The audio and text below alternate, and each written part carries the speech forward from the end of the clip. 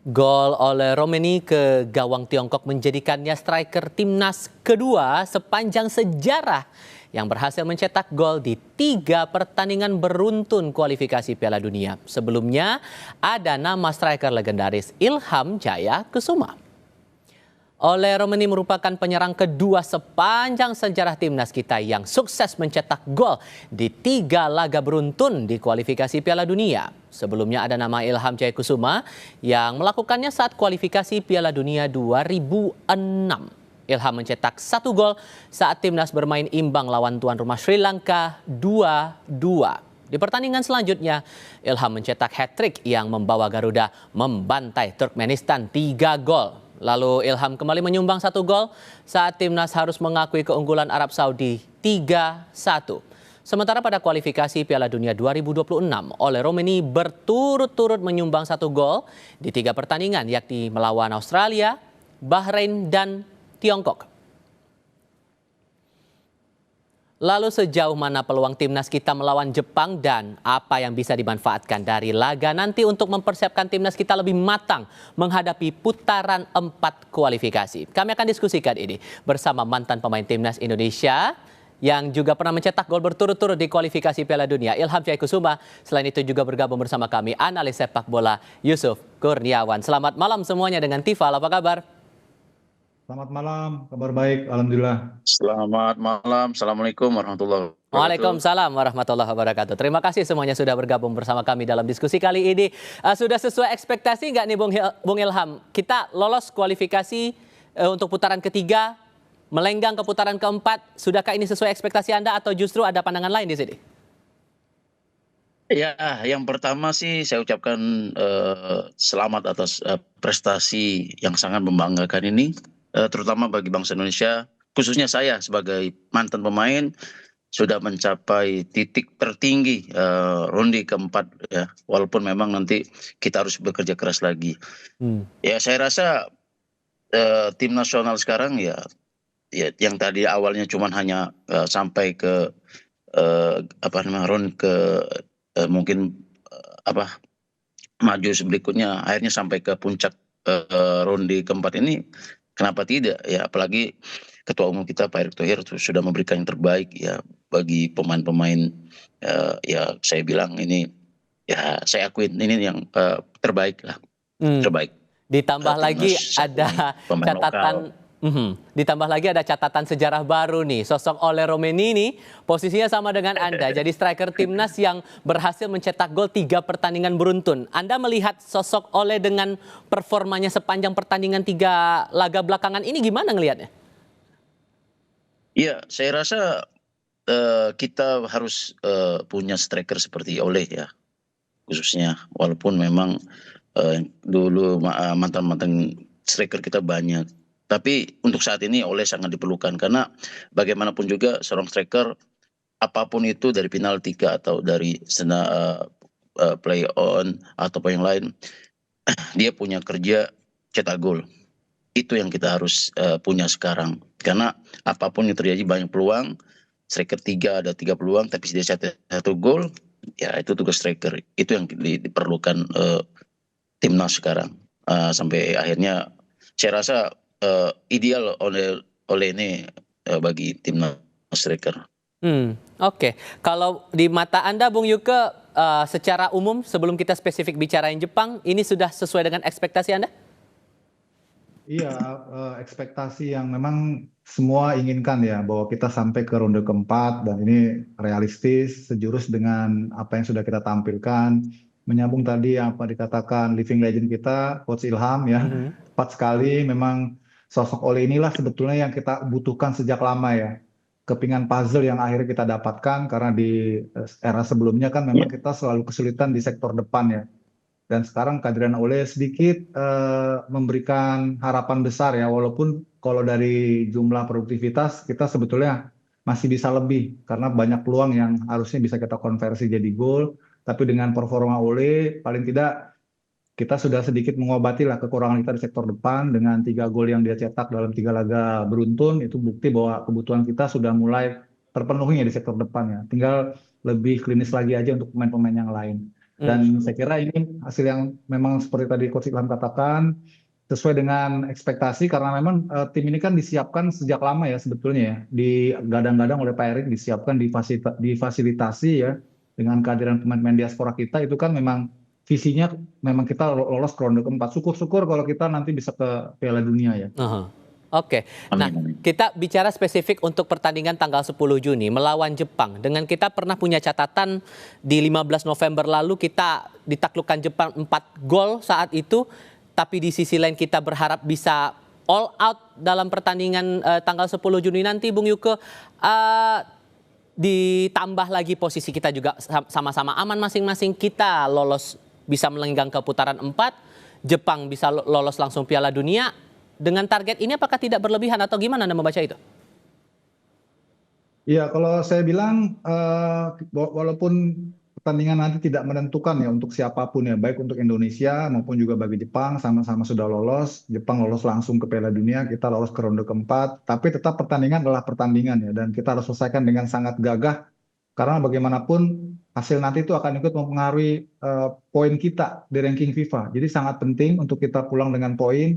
Walaupun kita mungkin underdog ya bermain di Jepang dan meski Jepang main mungkin dengan mayoritas pemain-pemain muda tapi Jepang ya tetap Jepang ya, level mereka udah level dunia. Jadi kita harus realistis juga dan saya kira ini kesempatan juga bagi Coach Patrick untuk membuat beberapa racikan baru barangkali yang bisa ditawarkan lawan Jepang supaya kita semakin banyak variannya ya, taktikalnya, skemanya gitu. Kalau kemarin kan ada pemain-pemain yang mungkin belum dapat kesempatan main ya seperti Dean James ya, kemudian juga Messi Lekers ya.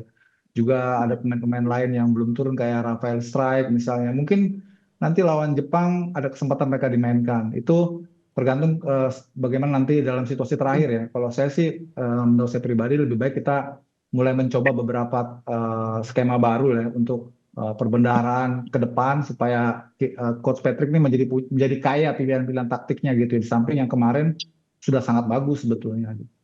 Kalau menurut Bung Ilham yang terbaik dan realistis melawan Jepang ini yang kayak gimana konsepnya? Apakah langsung dengan line up utama diterjunkan oleh Coach Kluivert melawan Jepang atau perlu strategi sendiri nih untuk mengotak-atik pemain yang bakal diturunkan langsung di tanggal 10 Juni nanti?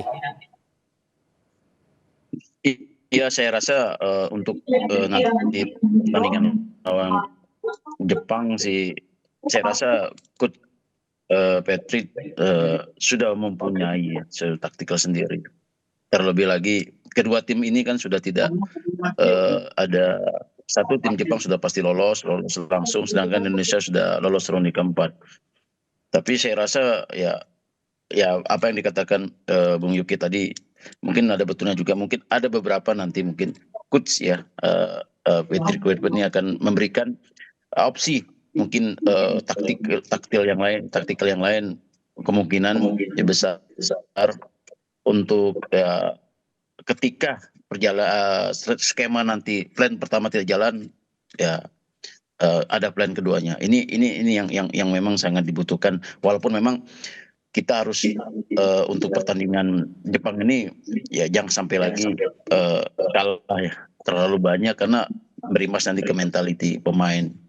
Apalagi kita nanti bisa mungkin curi 1 poin, kita bisa bermain dengan lepas lagi di sana ya, kita curi poin 1 ya, mental kita akan menghadapin ronde keempat ini yang lawan-lawannya cukup berat juga, begitu Mas. Saya rasa nanti Sorry saya potong di situ Bung.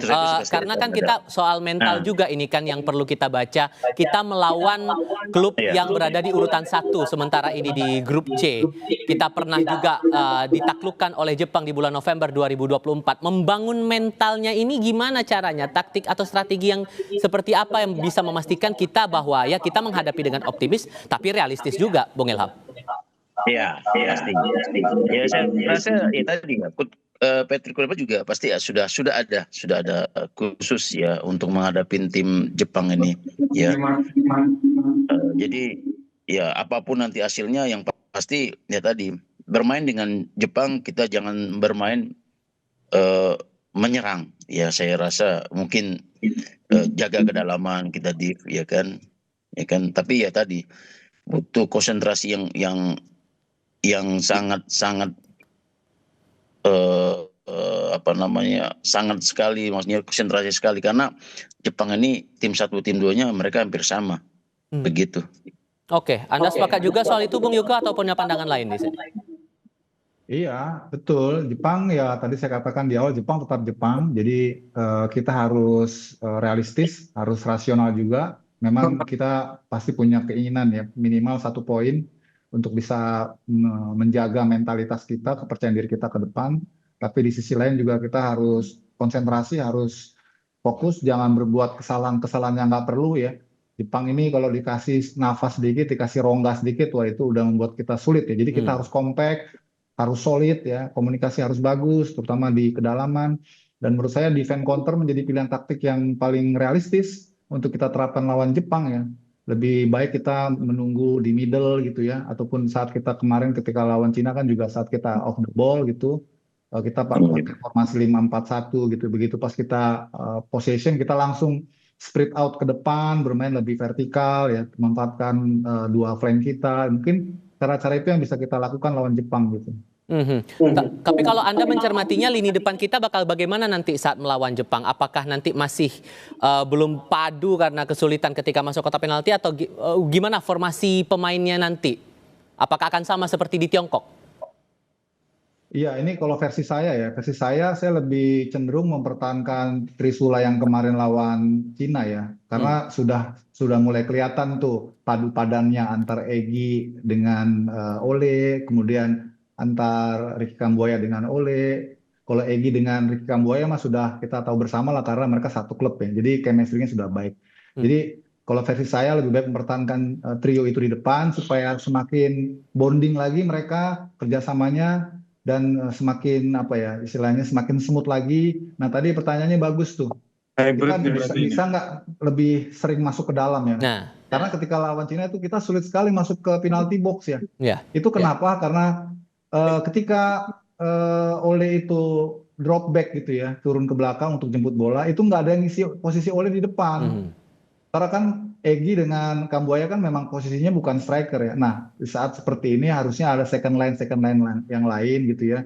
Seperti Tom Haye ataupun juga mungkin dari sisi flank Yakob Sayuri ya atau juga Verdong harus mengisi ruang-ruang itu supaya kita lebih pack ya ketika kita ingin progresi di sepertiga akhir lawan kita punya keunggulan jumlah pemain. Kalau kemarin kita lihat ya sulit sekali kita masuk ke dalam karena jumlah pemain kita tuh ketika nyerang tuh ya cuma Ole ataupun Egy, jadi kurang banyak ya, makanya bola-bola cutback ya.